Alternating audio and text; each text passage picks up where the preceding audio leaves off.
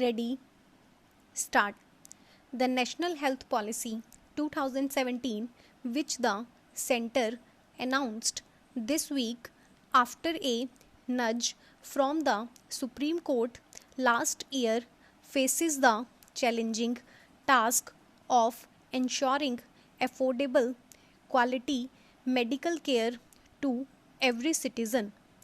With a fifth of the world's disease burden, a growing incidence of non communicable diseases such as diabetes, and poor financial arrangements to pay for care, India brings up the rear among the BRICS countries in health sector performance.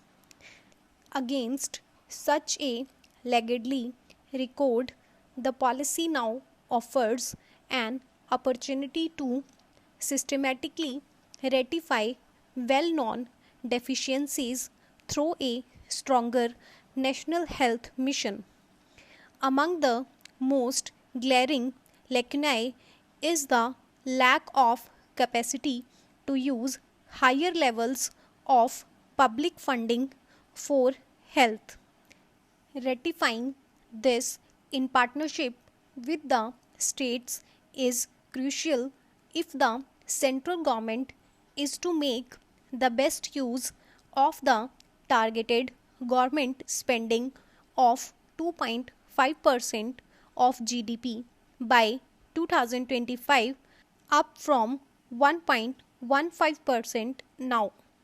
Although a major capacity expansion to produce MBBS graduates took place between 2009 and 2015, and more initiatives were announced later, this is unlikely to meet policy goals since only 11.3% of registered allopathic doctors were working in the public sector as of 2014, and even among these, the number in rural areas was abysmally low.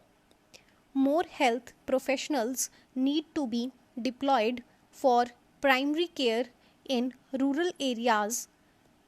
Availability of trained doctors and nurses would help meet the new infant mortality and maternal mortality goals and build on the gains from higher institutional deliveries, which exceeded 80% in recent years.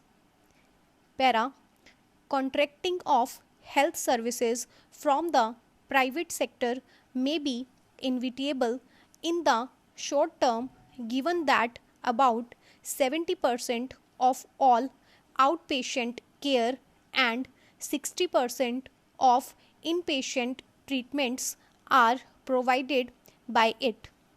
But this requires accountability both on the quality and cost of care.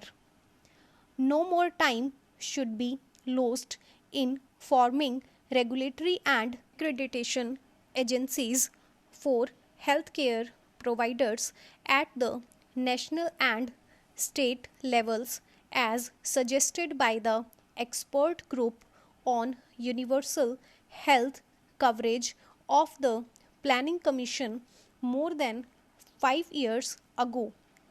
Without such oversight, unethical commercial entities would have easy backdoor access to public funds in the form of state backed insurance. It should also be mandatory for all health institutions to be accredited and to publish the approved cost of treatments in order to remove the prevailing asymmetry of information.